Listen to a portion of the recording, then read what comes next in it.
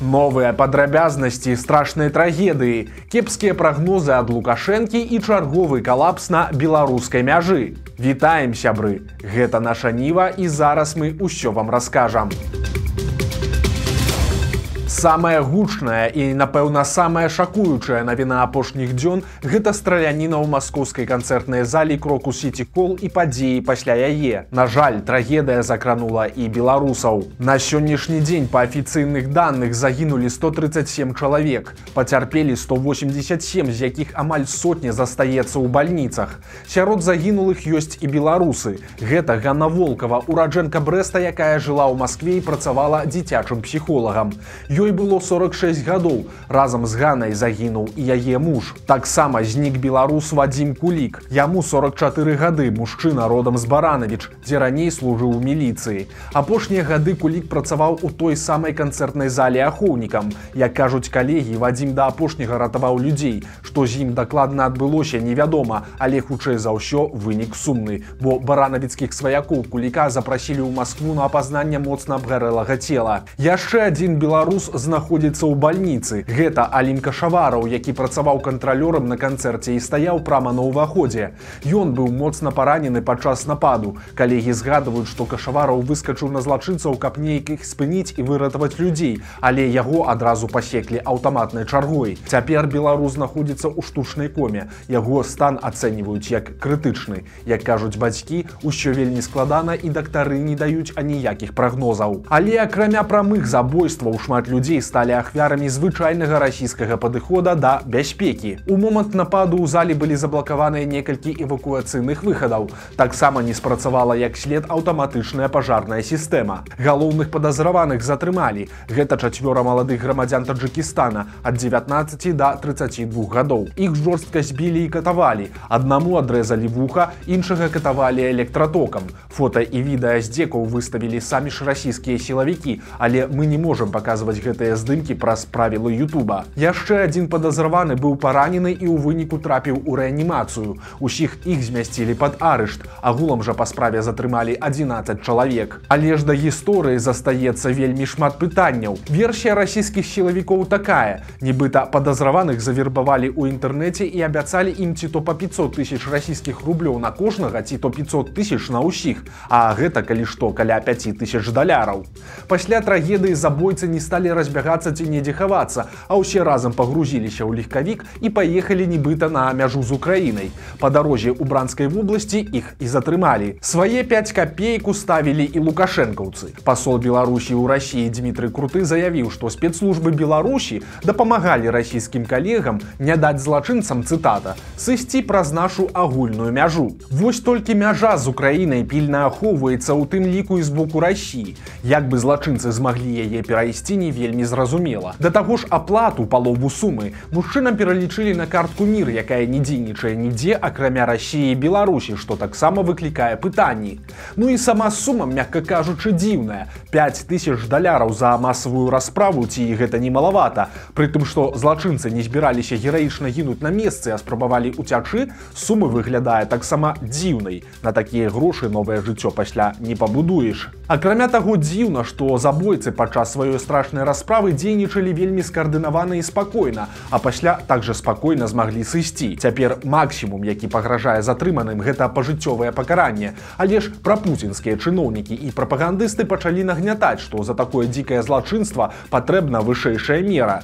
Пакуль гэта немагчыма, бо ў Расіі дзейнічае мараторый на смяротнае пакаранне. Але ж апошнім часам сярод так званых патрыётаў усё часцей падымаецца пытанне, што мараторый трэба адмяніць. Таму, магчыма, цяперашняя трагедыя будзе выкарыстаная ўладамі у тым ліку і для гэтага. Але ж хто вінаваты ў тым, што адбылося? Адказнасць за трагедыю ўзяла на сябе сумна вядомая ісламская дзяржава. Яе прадстаўнікі паказалі нават фота і відэа, якіх раней не было ў адкрытым доступе.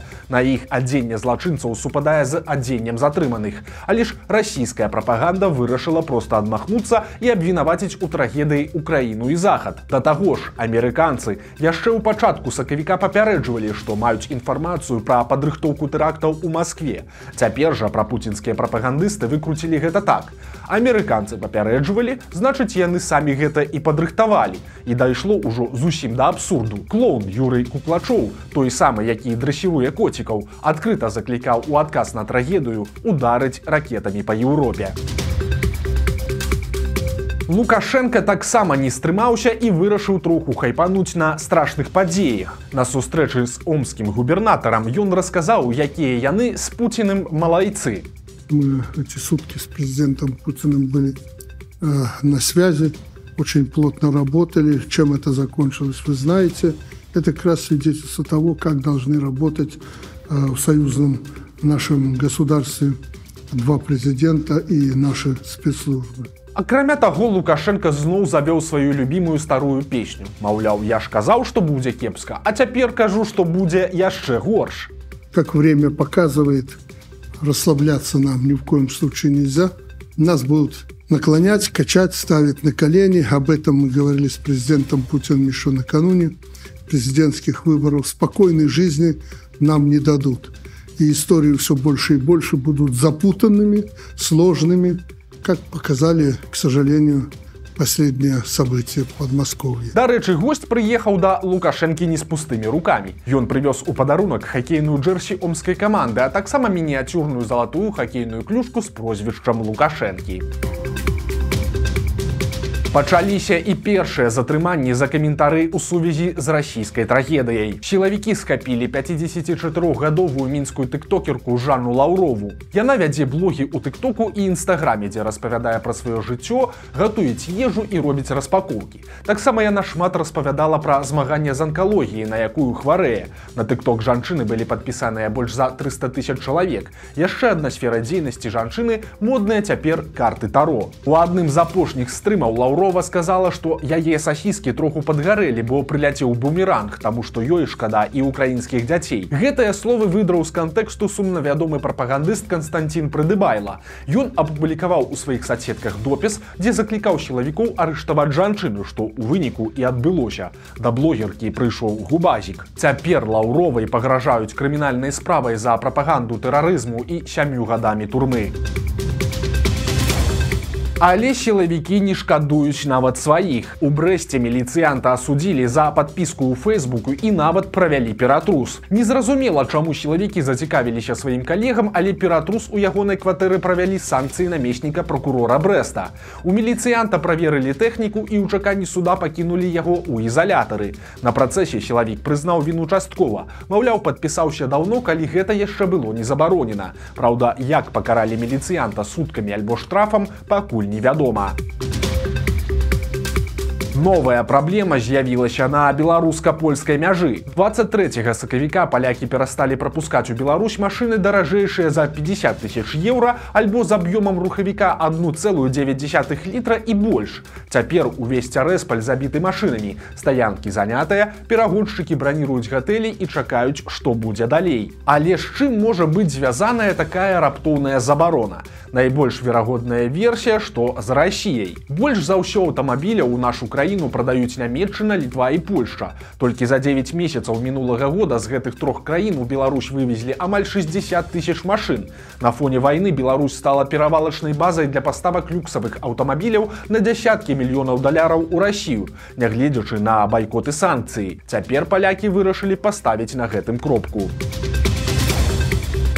Паўза ў кар'еры сумна вядомай суддзі. Гаворка пра Наталью Бугук, на чым рахунку шмат паламаных лёсаў. Бугук актыўна бралася за палітычныя справы і менавіта яна адправіла за краты журналістак Белсата Кацярыну Андрэеву і Дар'ю Чульцову. Таксама суддзя масава карала людзей і па адміністрацыйных палітычных справах. Менш чым за першыя паўгода пасля выбараў Бугук пакарала больш за 50 чалавек, агулам прысудзіўшы 610 сутак арышту і штрафаў больш чым на 10 000 рублёў. Пра маральныя якасці суддзі добра сведчыць справа Дзмітрыя Дмітрыя Бубенкі. Мужчыну затрымалі за дзіцячыя малюнкі, якія віселі на яго вокнах прыкладна 4 гады. Бугук запытала, чаму ён не атрымаў на гэта дазвол ад уладаў, і ў выніку прысудзіла Дмітрыю 12 сутак за несанкцыянаванае пікетаванне. Але цяпер суддзя раптам знікла. Апошні раз імя Наталі Бугук з'яўлялася ў СМІ яшчэ ў чэрвені 23 года. Тады яна збіралася судзіць па тэрарыстычным артыкуле 21гадовага Дмітрыя Гудзеева, якога падчас брутальнага затрымання моцна збілі сілавікі. Выглядае так, што Наталія Бугук давяла справу Дмітрыя Гудзеева да канца і пайшла ў дэкрэтны адпачынак, бо ў верасні 23 года яна нарадзіла дачку. Дарэчы, муж Наталі, 32гадовы Андрэй Бугук, які працаваў намеснікам прокурора, таксама адзначыўся ў палітычных справах. Ён, напрыклад, падтрымліваў дзяржаўнае абвінавачванне ў справе маці 2 малалетніх дзяцей, Дар'і Падвойных, якую абвінавацілі ў абразе супрацоўнікаў міліцыі.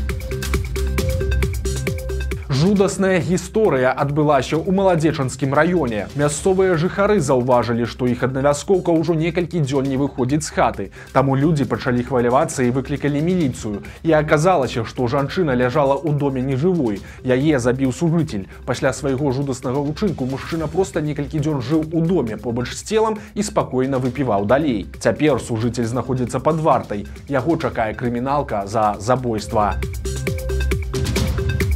А новая сяброўка Лукашэнкі з другой спробы ўсё ж адляцела ў космас. Суботні старт ракеты з былой бортправадніцай Белавія Марынай Васілёўскай прайшоў нармальна, праўда, без кур'ёзаў зноў не абышлося. Жыхары некаторых расійскіх рэгіёнаў заўважылі ў нябёсах прыгожае касмічнае цела, і відэа адразу ж пачало вірусіцца ў соцсетках.